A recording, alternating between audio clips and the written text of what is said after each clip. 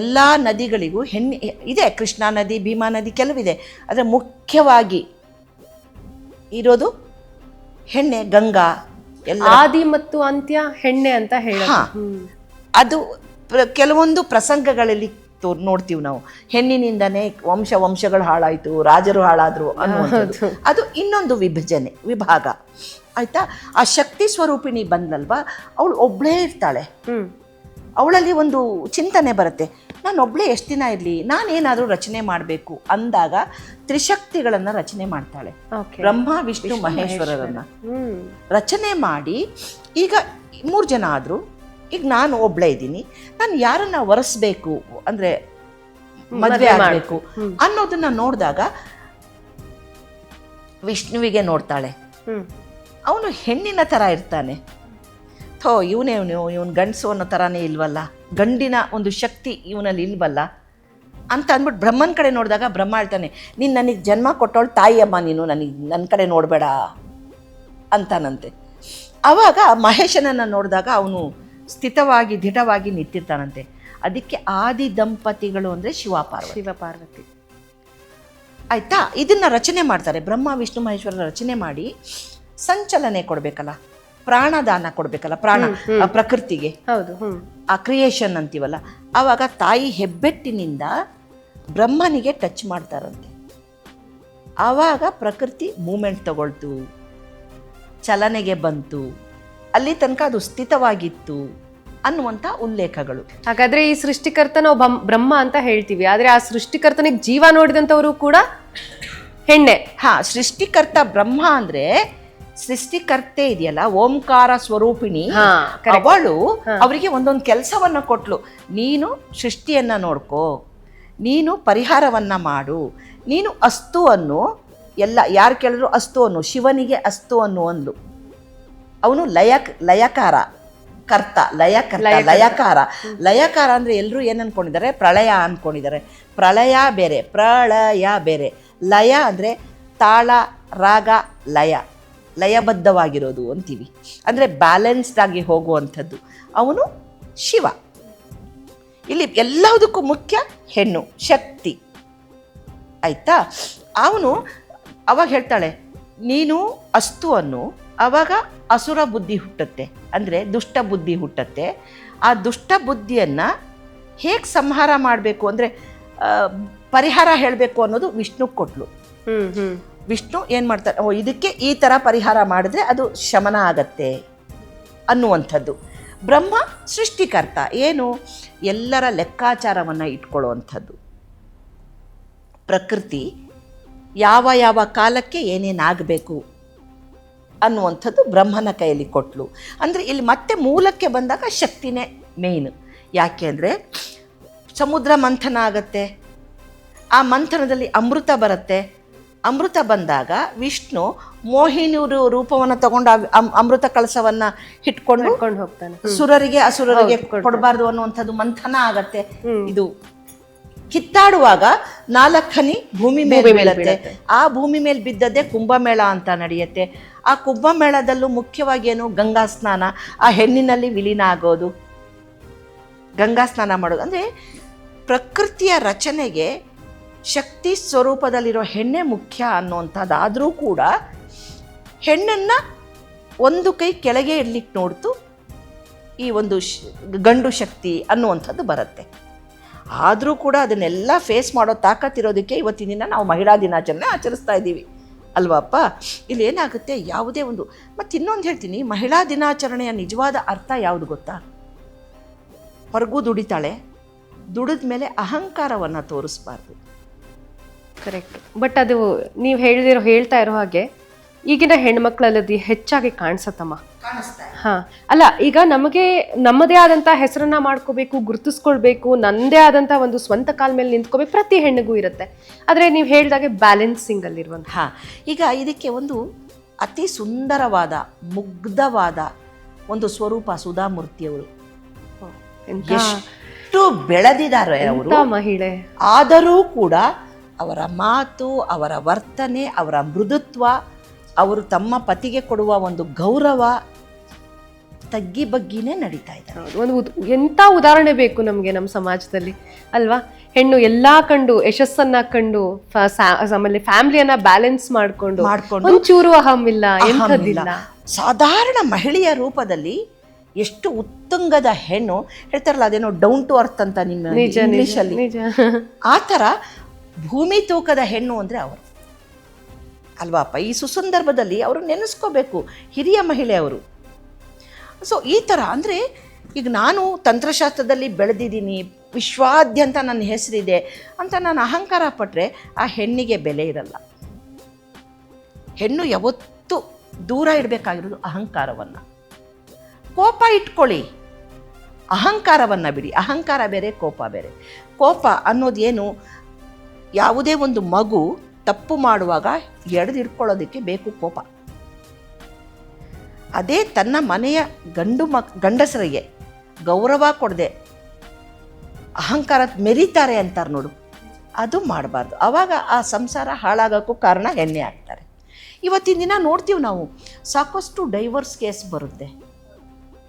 ಕೆಲವೊಂದು ನನ್ನ ಹತ್ರ ಬರುತ್ತೆ ಕೆಲವೊಂದು ಕೇಸಸ್ಸು, ಅದರಲ್ಲಿ ಎಷ್ಟು ಕ್ಷುಲ್ಲಕ ವಿಚಾರ ಇರುತ್ತೆ ಅಂದರೆ, ನಾನೊಬ್ಬಳೇ ದುಡಿತಾ ಇದ್ದೀನಿ, ನನಗಿನ್ನ ಕಡಿಮೆ ಸಂಬಳ ತಗೋತಾರವರು, ನಾನೇ ಮನೆ ಮೇಂಟೈನ್ ಮಾಡ್ತಾ ಇದ್ದೀನಿ, ಅದ್ರ ಬದಲು ನಾನು ಬೇರೆನೇ ಇರ್ತೀನಿ.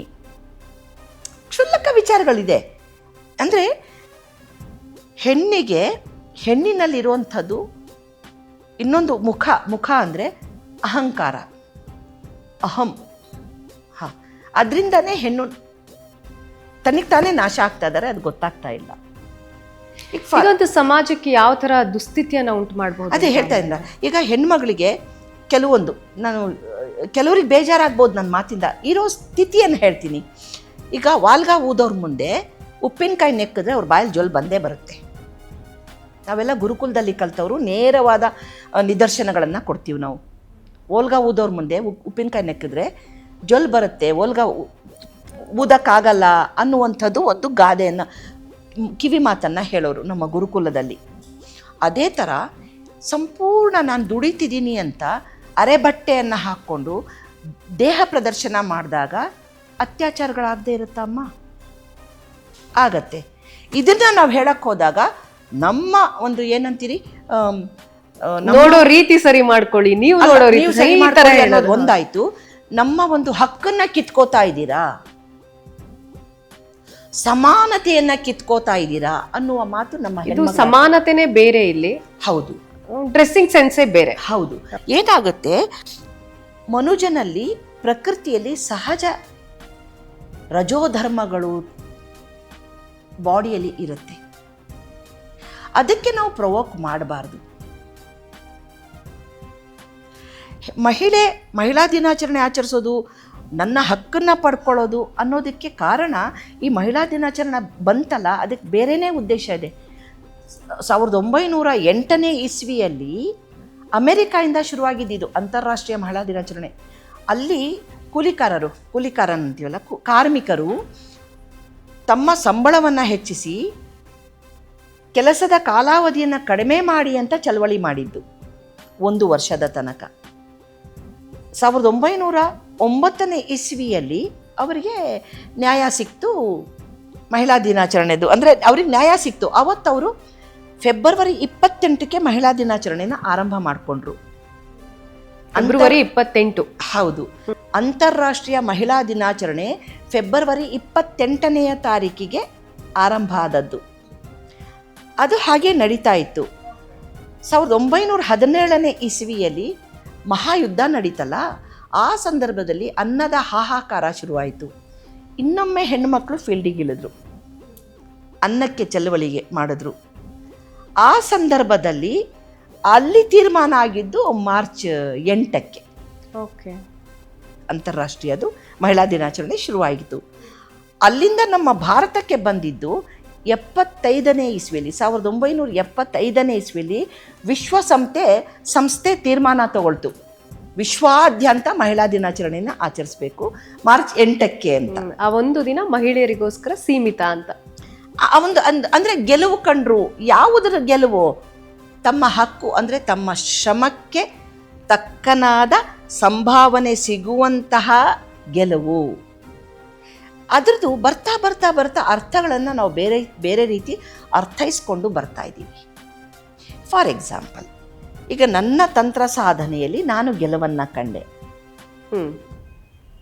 ಒಬ್ಬಳೆ ಹೋರಾಟ ಮಾಡಿದೆ, ಗೆಲುವನ್ನು ಕಂಡೆ, ಇವತ್ತು ಒಂದು ಒಳ್ಳೆಯ ಸ್ಥಾನ ಮತ್ತು ಮಾನವನ್ನು ಪಡಿತಾ ಇದ್ದೀನಿ. ಆ ಒಂದು ಗೆಲುವನ್ನು ನಾನು ಈ 8ನೇ ತಾರೀಕು ಆಚರಿಸ್ಕೊಳ್ತೀನಿ. ಹೇಗೆ?